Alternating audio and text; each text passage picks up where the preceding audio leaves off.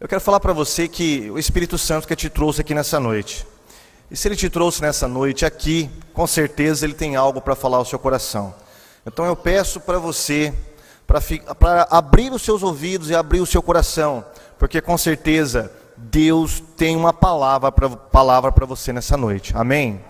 Eu não sei como que você entrou aqui, eu não sei qual é o tipo de problema que você entrou aqui, qual o tipo de pergunta que você tem para Deus ao entrar neste templo, ao entrar neste santuário. Mas uma coisa eu tenho certeza, apesar de eu não saber, Deus conhece a profundidade do teu espírito e Ele sabe o melhor para você nesta noite. Amém, irmãos? Eu, de resto, estou contente, estou muito feliz por ter passado esses 3 dias aqui com os irmãos. Tá? Quero agradecer novamente os irmãos que nos receberam, tá? Este seminário maravilhoso que foi realizado aí durante esses 2 dias, sexta e sábado. Quem não veio, com certeza perdeu uma grande bênção. Estava conversando com o pastor Natanael e recebi uma informação agora à tarde que até em Manaus o pessoal assistiu o nosso seminário de sexta-feira e foram abençoados. Então, por mim e pelo pastor João Flávio e por toda a equipe do CACP, nós queremos agradecer a esta igreja, a todos os irmãos. Como eu disse aqui no primeiro dia, para nós, mais do que ministrar uma palestra, é renovar uma aliança de comunhão e de amizade com os irmãos. Para nós isso é o suficiente. Nós já nos alegramos, nós já nos satisfazemos espiritualmente por estar aqui com os irmãos. Levo os irmãos em meus corações, espero que os irmãos tenham eu, pastor João Flávio, em seus corações e em suas orações também, que nós crescemos muito. Eu gostaria de convidar os irmãos para uma rápida palavra no livro de Eclesiastes, capítulo 3. É uma passagem muito conhecida.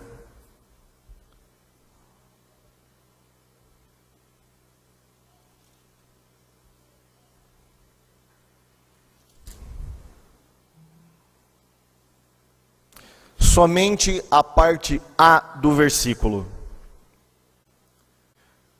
Tudo tem o seu tempo determinado.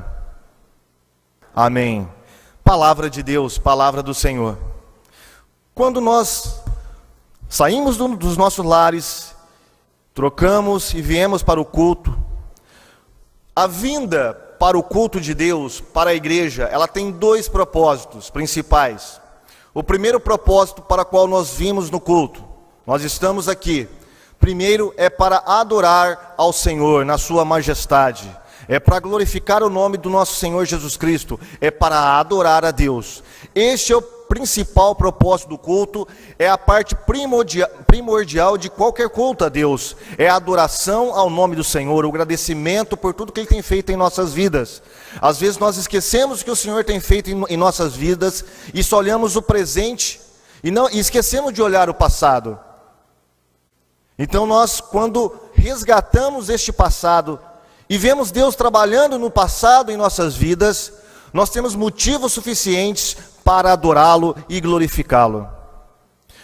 O segundo motivo pelo qual nós vimos no culto, nós estamos aqui presentes nesta noite, é para pedir alguma coisa para Deus. Deus é um Deus que se comunica. Deus não é um Deus apenas transcendente, que está acima das nuvens, que está escondido em qualquer céu, em alguma dimensão espiritual, não. Esse Deus que criou os céus e a terra, é um Deus que intervém, como diz Francis Schaeffer, é um Deus que está na história do ser humano, intervindo na história do homem, se comunicando com o homem. Então, se Deus se comunica, então há um diálogo entre nós e Deus. Então, o segundo motivo para o qual nós estamos aqui, é nos comunicarmos com Deus, é para pedirmos alguma coisa para Deus. Isso reflete basicamente a estrutura do Pai Nosso.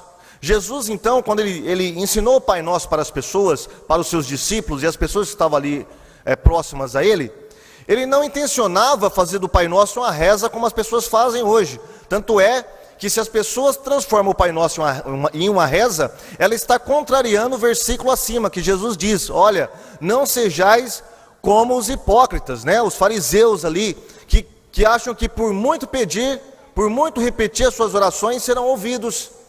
Mas quando vocês orarem, vocês vão orar assim: Pai nosso que estás no céu, santificado seja o vosso nome. Então ele começa essa oração, a oração do Pai Nosso, ensinando os discípulos a adorar a Deus, a glorificar ao Senhor por todas as suas maravilhas e pela sua grandeza e pela sua essência.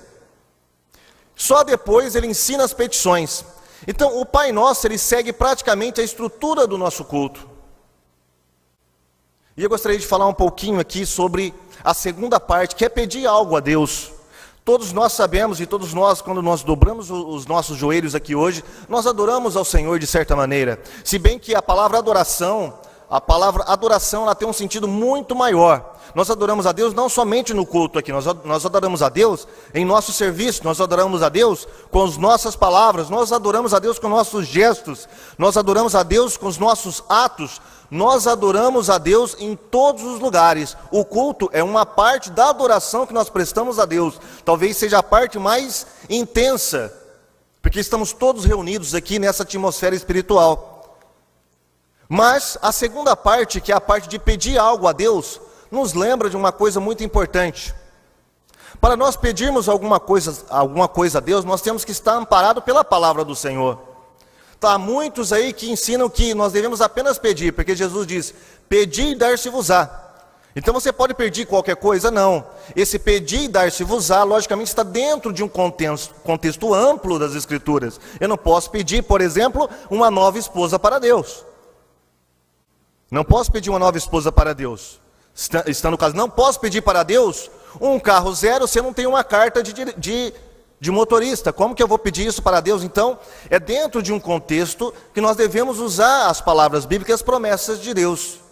Agora, as promessas de Deus, irmãos, tem um elemento muito importante nela, que é o elemento tempo. Davi disse: esperei com paciência no Senhor, e Ele ouviu o meu clamor, ou a minha oração. O fator tempo é primordial em qualquer oração que tenha vontade de ter a resposta de Deus concretizada na vida dessa pessoa. Quando a gente fala em tempo, nós estamos falando basicamente de uma coisa só em língua portuguesa. Mas quando o apóstolo Paulo e os demais escritores do Novo Testamento falam em tempo, eles têm em mente duas palavras para tempo. A primeira palavra é a palavra cronos. A palavra cronos tem o sentido de tempo do homem, da onde vem a nossa palavra cronologia. Então é aquele tempo que nós estamos acostumados aqui na terra, que tem um começo e tem um fim. Esse é o tempo do homem. Tem uma outra palavra usada na Bíblia Sagrada, especificamente no Novo Testamento pelos apóstolos, que é kairos. Essa também é uma palavra que significa tempo, porém ela tem um outro significado. Kairos é o tempo de Deus nas Escrituras Sagradas. Então, para nós entendermos a eficácia da oração e entendermos esse elemento primordial na oração, que é o tempo, nós devemos entender esses dois tipos de tempo. Quando a pessoa não consegue entender esses dois tipos de tempo, ela acaba se confundindo os dois tipos de tempo, o kairos com o cronos. E às vezes ela está se baseando no cronos, mas a sua oração depende do kairos, o tempo de Deus. Você quer ver um exemplo bíblico disso? Abraão e a sua esposa Sara. Deus prometeu para Abraão: Abraão, você terá um filho, ele será o seu herdeiro, e da sua descendência eu abençoarei as demais pessoas, mas depende desse filho. Mas como eu vou ter um filho, Senhor? Eu já estou avançado em idade, a minha esposa já perdeu o costume das mulheres, está muito avançada em idade. Abraão, apenas creia. Passou o tempo e foi passando, e Sara, ela tinha em mente o tempo cronos, não era o tempo kairos. E o que ela fez? Ela quis cumprir a promessa de Deus com a sua própria sabedoria. Ela ultrapassou o tempo kairos e entrou no tempo cronos. Pegou uma escrava e deu a Abraão. E ela, segundo a sua sabedoria, segundo o seu entendimento, ela disse: assim o Senhor nos dará um filho. Ela queria concretizar a promessa de Deus no seu próprio tempo. Mas Deus tinha um tempo diferente, Deus não aceitou Ismael. O filho da promessa era Isaque. Ele estava no tempo de Deus. O tempo de Deus ele é nítido e às vezes nós não entendemos esse tempo. E é por isso que nós não temos resposta às nossas orações. Então eu quero dizer para você nessa noite, ore ao Senhor. Se você não está tendo resposta às suas orações, verifique se você está no tempo de Deus. Verifique qual é o tempo de Deus para Deus responder às suas orações. E eu creio que você vai ser abençoado em nome de Jesus.